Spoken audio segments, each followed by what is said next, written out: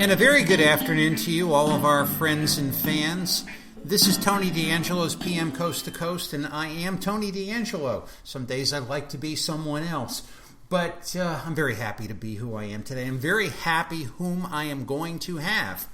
Our guest, she's been on before, Dr. Laurie Nadel. Dr. Laurie is a traumatologist dealing with individuals who have suffered trauma and loss and catastrophe. It's something which really has become more prevalent perhaps in the last 20 years or so. Of course, the defining, shall we say, event in many of our minds is September 11, 2001. So we are going to talk about Dr. Laurie's books, and we're also going to talk about several other things, including that this is the month of June, and June is PTSD Awareness Month. So as this subject affects so many people, we thought this would be a good time to have Dr. Laurie on so we can chat and provide some valuable information to you. We like to provide a lot of information and some fun and some entertainment. That's really my best desire in doing this show. This is a show that's going to help you. So sit back, take out a notepad. We're going to be meeting up with Dr. Laurie in just a little bit on Tony D'Angelo's PM Coast to Coast.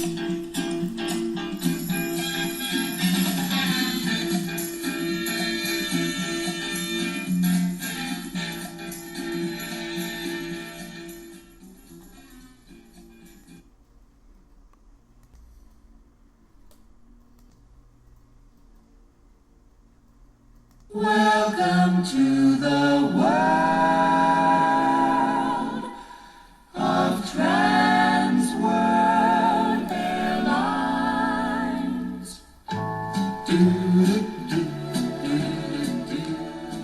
You hear the nicest things on TWA jets these days. 8 channels of stereo and hi-fi entertainment are right at your side. Classics, jazz, show tunes, history, comedy, and more. Only TWA gives you such a big choice. Just settle back and listen to time fly. Welcome to the world of Trans World Airlines.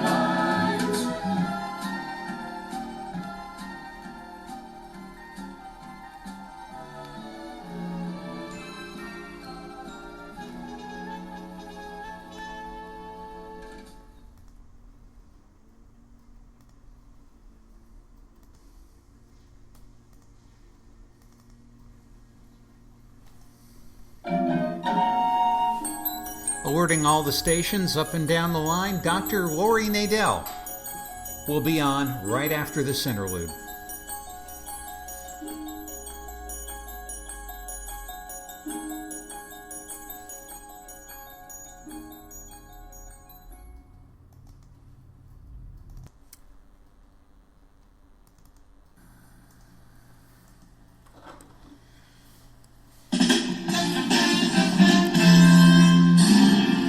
Ladies and gentlemen, I am so pleased to be joined once again by this terrific guest, Dr. Laurie Nadel.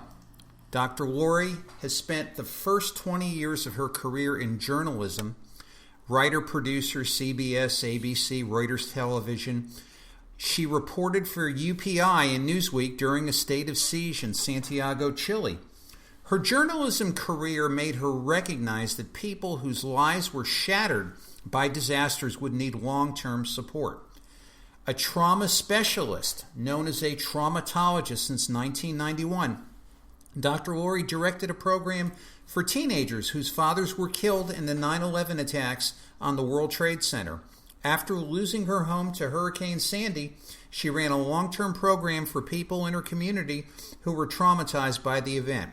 In the past year, she has given workshops and worked pro bono on debriefing teams with first responders and teachers affected by the 2018 Valentine's Day shootings at Marjorie Stoneman Douglas High School. Dr. Laurie, once again a pleasure.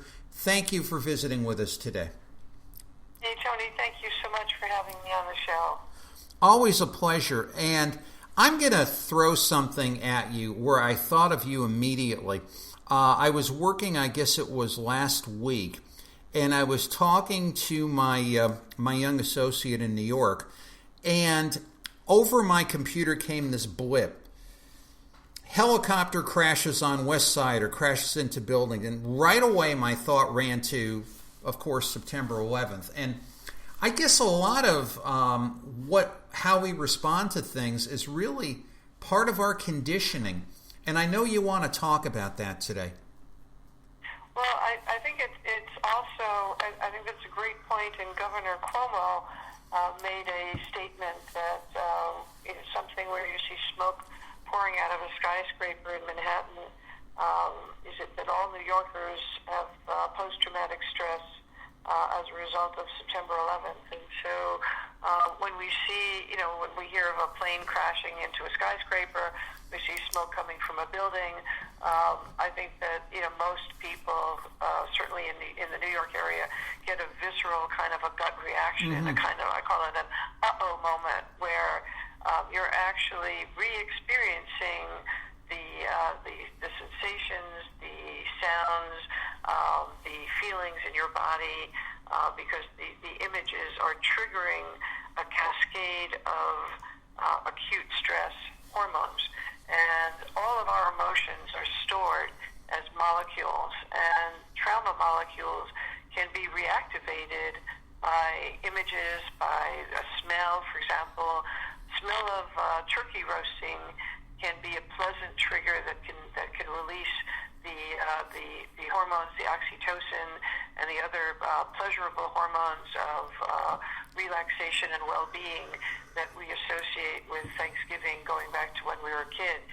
So it's very physical when we've been traumatized and something reminds us. There's a cue that reminds us, this is happening again. This is what's happening, and this is how it feels, just like I felt when it happened the first time. And so PTSD is something that can be dormant in our systems for many, many years, and then we could just see a flash frame of something like that helicopter crash, and the body will experience it again. Now, it's interesting. We hear the term PTSD. I in the past have associated that with veterans returning from combat. And I often wonder, in the sense that a veteran returning from combat, by definition, has survived combat. So he or she has, shall we say, has had a heightened sense of awareness, which I believe we all do in any job or profession we have. Like the standing joke in my own profession is, paranoia, quote unquote, is a good thing to have because it makes you look 2 times or 3 times to see if you've made a mistake. I've often said that the problem is with that, me especially, is I start to carry that into other things in my life, and it gets very hard to turn off. That in microcosm, in my poor little pea brain, as I often say, is really, shall we say, how the reaction of PTSD works. But I know it's a lot more serious than that, and I know the effects are a lot greater than that. Kindly enlighten us, me especially. Well, I think we use the word trauma when we mean upsetting, and trauma is not a bad hair day. Trauma means that you were exposed to, you survived, you escaped, you witnessed, or you saw people, embroiled in, injured or killed in a sudden violent event. Soldiers, of course, veterans returning from a TO, theater of operations, overseas, will carry those memories into civilian life because, as I said, they're stored as molecules in a part of the brain that stores our emotional history. But we are exposed to sudden violent events. Firstly, a near miss on the road, on the highway. Or passing a car accident on the highway. Watching the news, actually, there's research that shows that vicarious traumatization, what we call VT, or secondary PTSD, which we can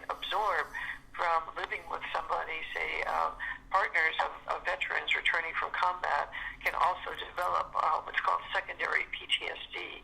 So vicarious traumatization is something that can happen from hours and hours of watching news of violent images of conflict, or even Dr. Christina Blasey Ford's testimony on TV triggered many women who have had similar encounters or had similar encounters with sexual abuse in the workplace over the years.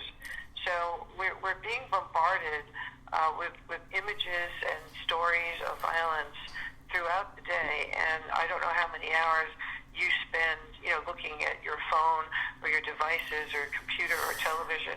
But I would say that most people would be exposed a minimum of 4 to 5 hours a day, and that adds up, as I said, in the body.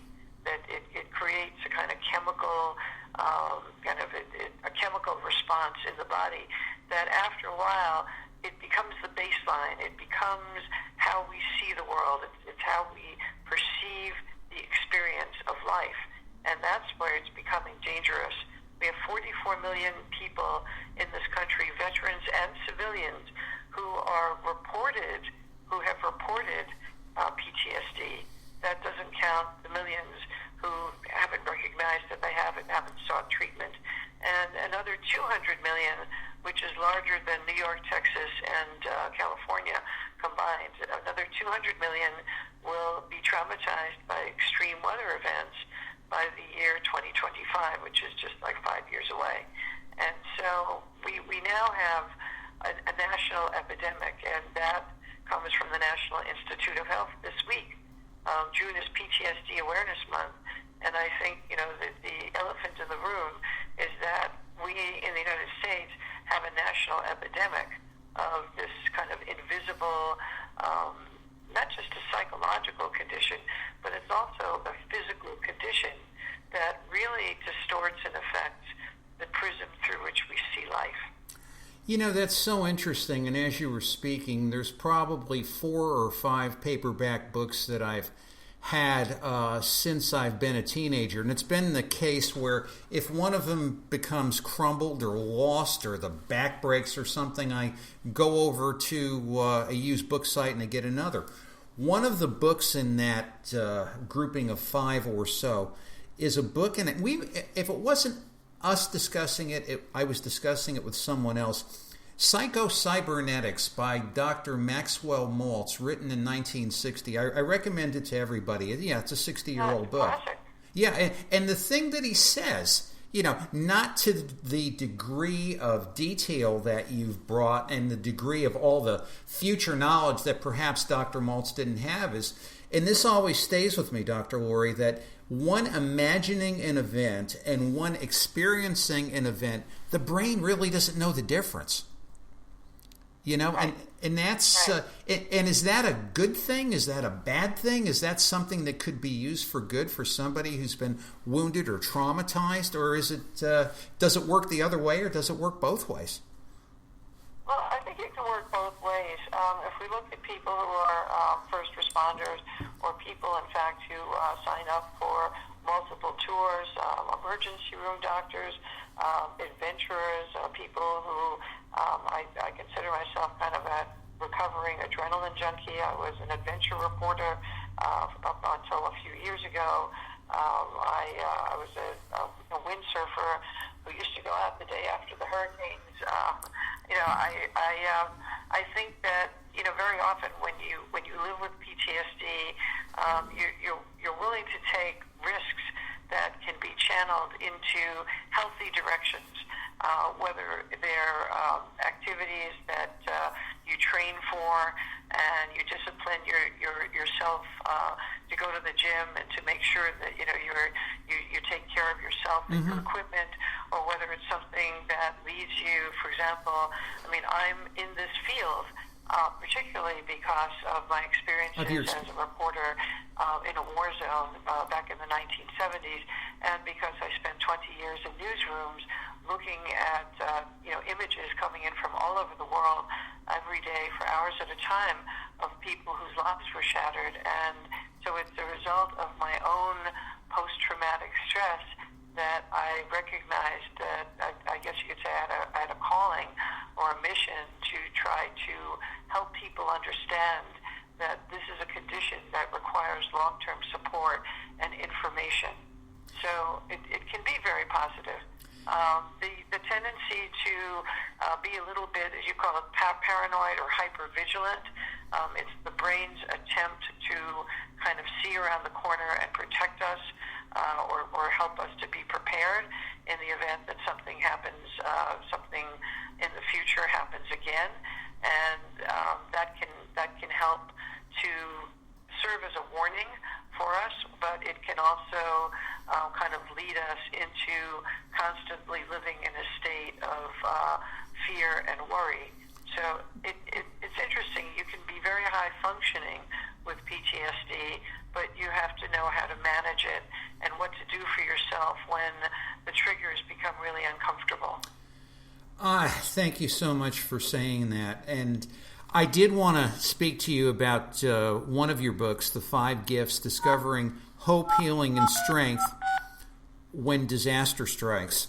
And as well as I understand it, this is a book that you wrote primarily, shall we say, as a work to more or less be a help to others and therapeutic to you as well with respect to your war zone experiences. Well, that's interesting. A lot of people think that I wrote it as a kind of catalyst for myself, but in fact, I wrote it so that people would understand this is what it's like, for me to live with PTSD. Many people are always surprised that I've been working in this field after being a journalist for so many years, and I wanted to kind of draw the connections because, working with teenagers, for example, whose fathers were killed in the World Trade Center. I worked at a WTC Family Center that was part of South Nassau Community Hospital on Long Island. And, there were many days when I would feel like I was trying to empty the ocean of sorrow with a teaspoon.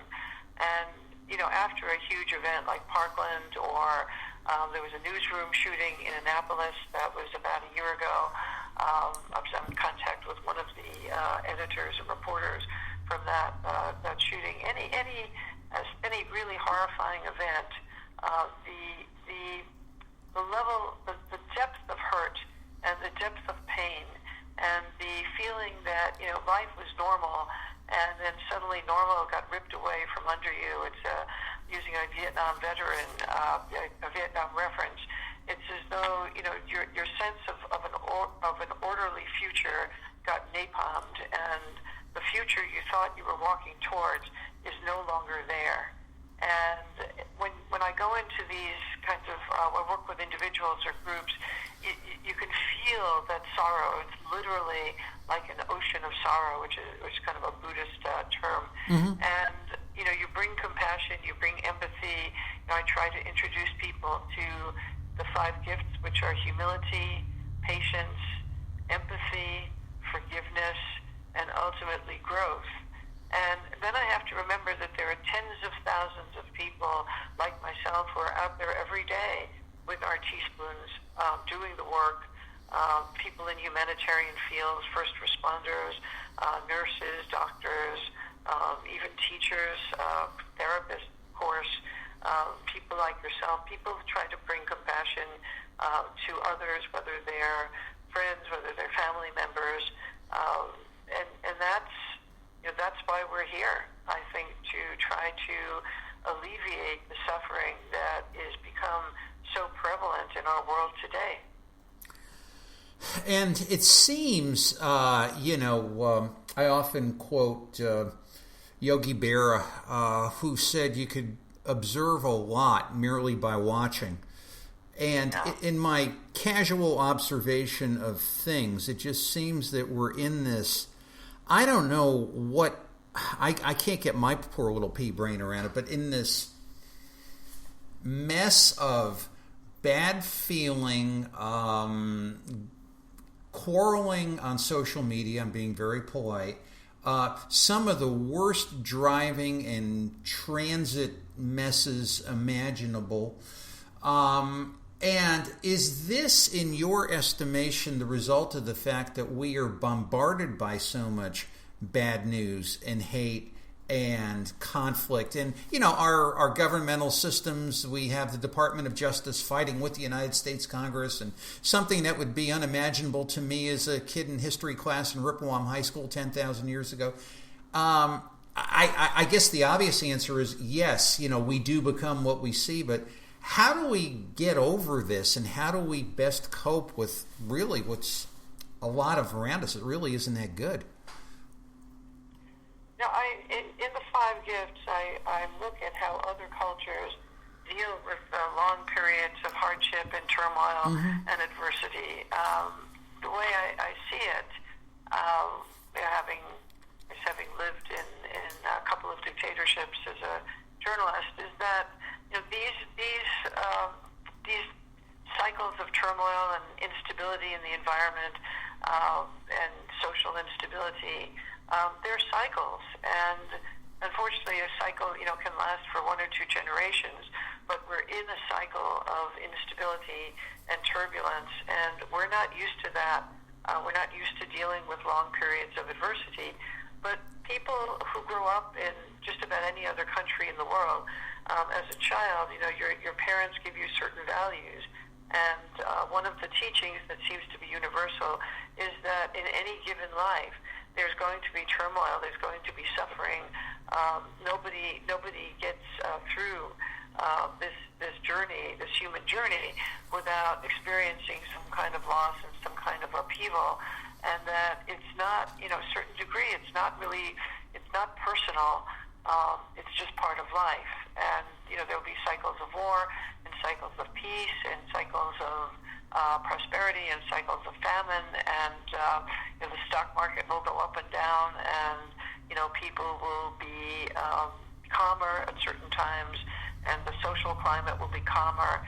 And right now, we in the United States are in a very turbulent cycle, and because of the immediacy of digital information, I won't even deign to call it news, but sure. The distortion of reality in which opinions are now reported as if they're facts, and every time somebody has diarrhea of the fingers and puts like a little tweet out, it's reported as if it's actual fact or it's actual news. This is kind of led to a general feeling of that we're not safe. We don't have a stable structure, and even structures like the Department of Justice or the Supreme Court or Homeland Security or even Congress is in turmoil, and we don't seem to be, on a day-to-day level, it just feels as though, you never know what's going to come, kind of shooting out, into the news cycle from a different branch of government. We're not used to that, but we can learn a lot from many different cultures. In the United Kingdom, for example, where they've lived with terrorism, and they're going through the upheaval of Brexit. They've lived with the IRA. They've lived with 2 world wars, on their territory. They lived through, many periods of hardship. We can learn from them as to how you get through that, and what are the qualities that, the joke, keep calm and carry on. What can we learn from the Brits? What can we learn from the Israelis? The Israelis, that's what I was thinking. Threats of violence, yeah. and terrorism every day. What do parents teach their children so that, and they do have a high level of PTSD in Israel, but not as high as you would expect, because they have values that allow them to endure through long periods of instability. And we need to start modeling some of those values in this country, because we as a culture tend to you watch the news, and it seems like even the newscasters are shrieking at you because they are expressing their fear and their panic and their anxiety gets communicated through their tone of voice. And if we go back to, the era that I was trained in, which was, the era of Walter Cronkite and, Huntley and Brinkley, I mean, we were taught, keep your emotions Howard K. out of Smith, it yeah. and get the facts and make sure that you spell people's names right and, don't insert your own reactions into the story. Those values are pretty much gone, and so we're constantly being dosed with exposure to the messenger's emotions. And I think, as an information consuming and information gathering culture, I think we need to go back to some of the older values and I agree. dialing it back in terms of the emotional, content of how our news gets reported, because we need to really imprint values of calm and concern and compassion, and we can't do that if we're overreacting to anything that gets posted on social media. Social media is opinion; it's not fact. It's interesting because whatever religious background we come from, I'm thinking of the Christian epistle where St. Paul says to Timothy that in the last days the truth will be spun into fables, and it seems like we're just about right there, Dr. Laurie. It's amazing. Mm-hmm. It's Absolutely. We're in a very mythic time. I kind of joke sometimes that, when I watch, I call him He Who Shall Not Be Named, the leader of the free world, I feel like I'm watching an 8-year-old who put a crown on his head and said, I want to be king. It's really like watching a Grimm's fairy tale, and it's the archetype of the mad king. Now, we've never had a mad king in our society. I mean, our Constitution and our I would agree. Government was set up so that we won't have a mad king, and yet here we are. So how have people dealt with mad kings before in history? They don't last forever, and we have to keep our eye on the fact that this is a cycle, and it's not forever. And I'm thinking there was a hymn years back sung in church saying, if there be peace on earth, let it begin with me. Right. There's this whole thing that, clearly is there, this whole morass of misinformation. And how does one person, how do I, if I'm afflicted by PTSD or stress or anxiety, how do I make it better for myself so I can help someone else? You mentioned something called the placebo effect. Does that have application here? Well, I think what we call the placebo effect, another term for it is really self-hypnosis. And to give you an idea of how it works is, for those of you listening, if I were to tell you now, I'm going to give you a piece of lemon, I want you to put that lemon in your mouth.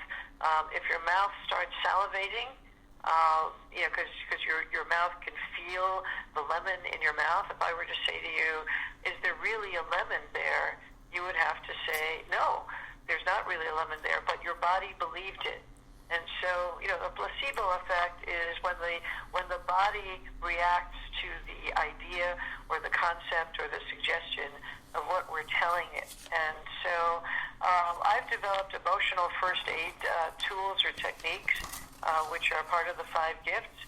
And there's also a little video on my website, which is laurienadel.com. If you go to the 5 gifts page and you scroll down, we have a 2-minute video of me demonstrating one of these emotional first aid tools to Dan Rather, who was kind enough to interview me. And these work within seconds to take the edge off anxiety and panic. And I think that we need to learn how to practice these mind-body techniques that work very, very quickly so that the trauma molecules, if you will, don't take over to the extent that we can become paralyzed or we can become fearful to the extent that it prevents us from living our life. So, are those placebos? I guess you could say they are, because they're not really substances, and yet the images, the ideas, the suggestions, the physical activity of letting all of your thoughts and all of your feelings, let gravity pull those thoughts and feelings and any kind of disturbed or anxious feeling that you have, pull it down to your feet and rub the soles of your feet on the ground so that that's the only thing that you're aware of. And when that happens, you'll find that your head clears within seconds. So you can call that a placebo because your feet can only do feet things and your feet cannot worry. That's fascinating. That's absolutely fascinating. It's and I'm thinking as you're speaking, and the fact that well, let me introduce this to you because we're contemporary in age. You're obviously very active in what you do. I try my best to. And it seems to me I'm going to introduce something: retired people, or people who retire too early. Or they retire because it's financially inviting, and these are all the things I can do that I wasn't doing when I was, pulling a shift or doing 9 to 5 or working in the firm or the studio or whatever. And it's after a while with a lot of them, I find they pass on early, or they get into these great social media crusades on 10 different pages. And these are really intelligent people, arguing with strangers over, the price of air and clouds.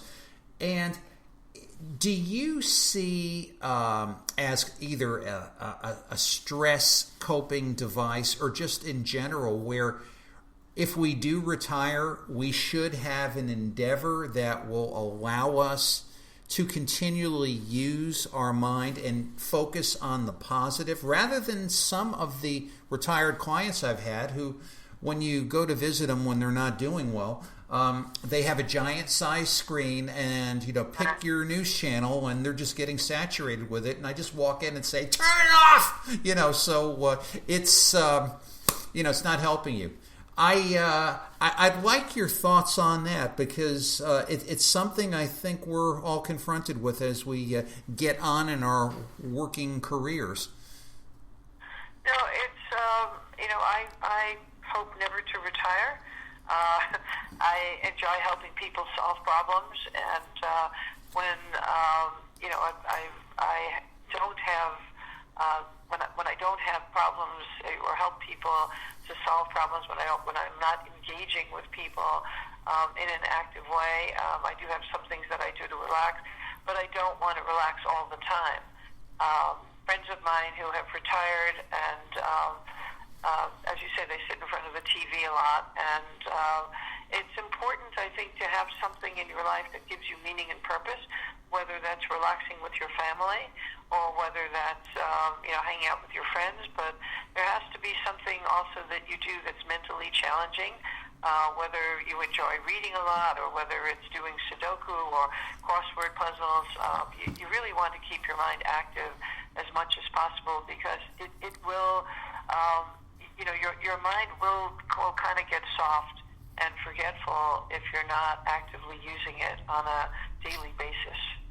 And thank you for saying that, because I think there's a lot of, shall we say, pressure, be it familial pressure or pressure from the system so-called, as to retire and enjoy things. In other words, go spend some money and go do something that you wouldn't ordinarily be doing.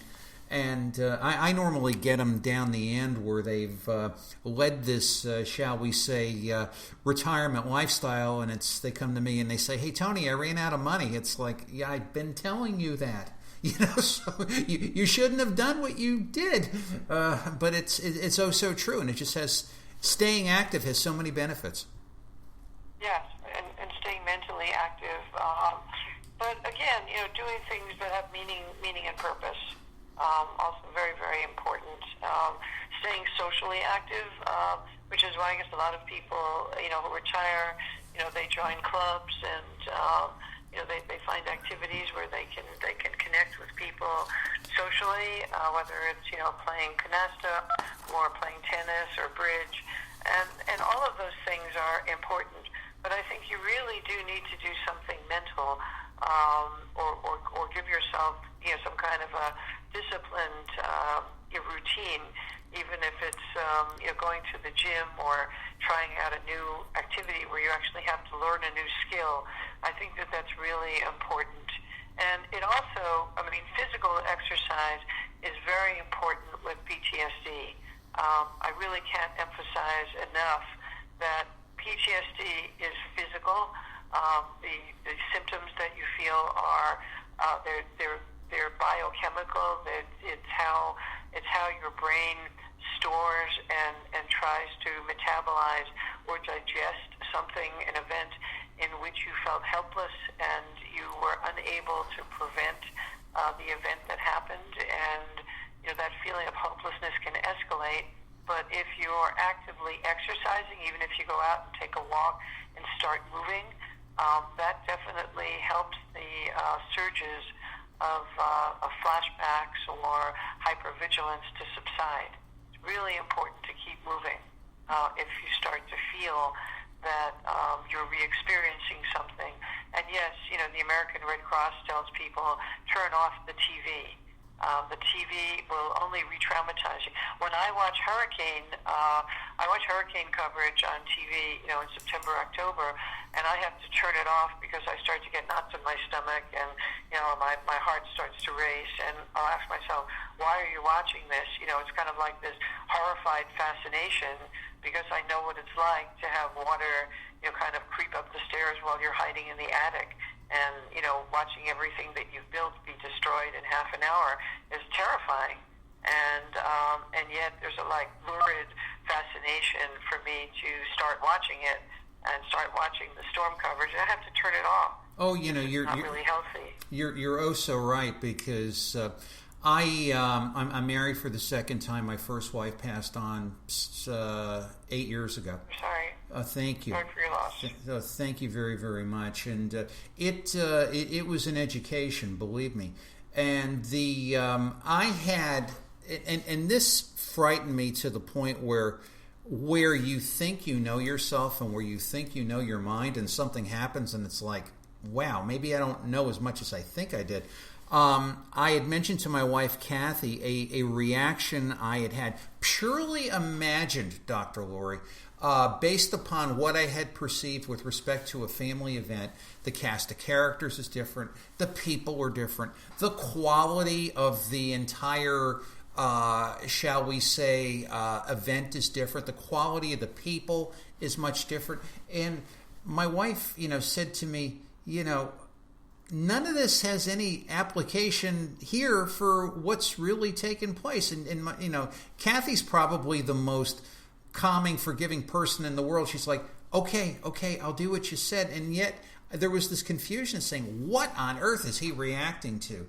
And you're absolutely right. When you have an event and it's all of a sudden it's like, bing, you're back there. And we really do need to watch that and say, as you say, knock it down to your feet. What, Right. Why am I doing this? Doesn't apply anymore. Right, but the brain will remember. If you're in a situation that reminds you, especially at an unconscious or subconscious level. Now, It could be a color, it could be somebody's voice, it could be music, it could be a smell, it could be the breeze, against your skin. Sure. Any of the five physical senses can trigger a release of those molecules of the memory of when you had the same feeling before. And so it's not, people don't understand that, post-traumatic stress, it's an anxiety disorder, meaning that when it happens, it feels so uncomfortable in your body. It feels as though your body is hot-wired and you want to jump out of it. And it's not rational. Not at all. It's not a rational response, but it's a physical response. And it needs to be, the more understanding we have and the more different modalities we have for treating it as a physical response, the easier and the smoother it's going to be to transition back to a more neutral state. Right, to get out of the ruts. Right. There's any time we're speaking, we can go on and on and on because there's just so much great work that you do and so much information. I do, in our closing moments, I'd like to talk about your books that are available and what your current activities may be and where you could be reached so people can, as we always say, take advice of your great counsel. Well, thank you. It's very kind of you.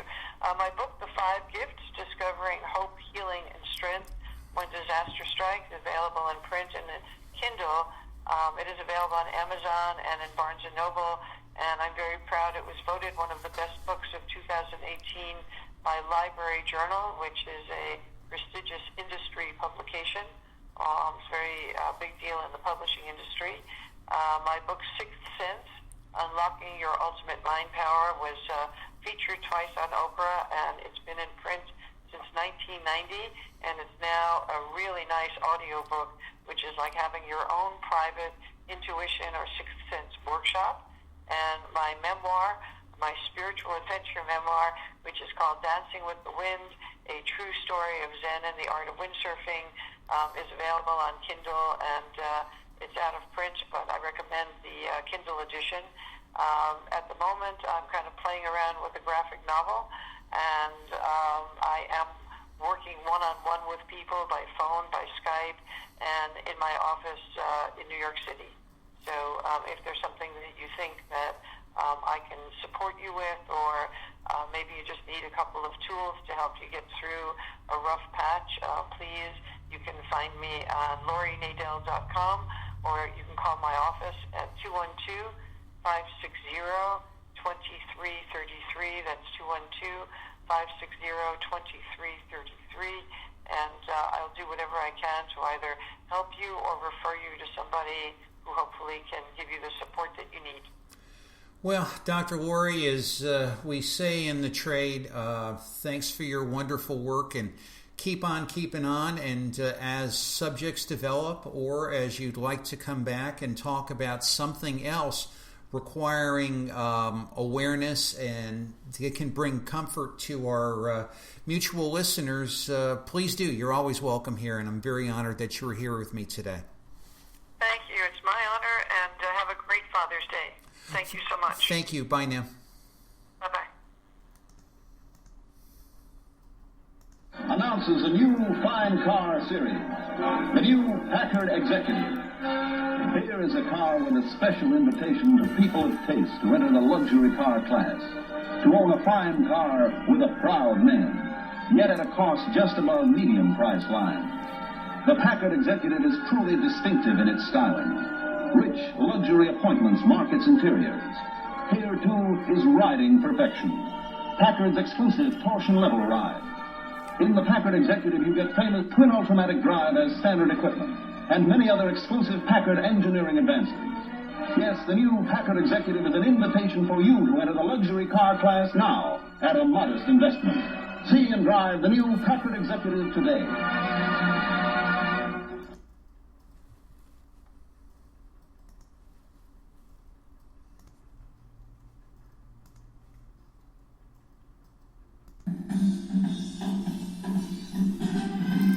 Special thanks to our guest, Dr. Laurie Nadel. Very appreciative of the fact that she came on today to talk about PTSD. For June is PTSD Awareness Month. Thank you all for listening. We'll be back to you soon with another show. So on behalf of Dr. Laurie Nadel, Tony D'Angelo, and the staff here at Tony D'Angelo's PM Coast to Coast, we'll see you real soon. God bless everybody, and take care. Have a wonderful week. And thank you once again for listening. I really do appreciate it. Bye now.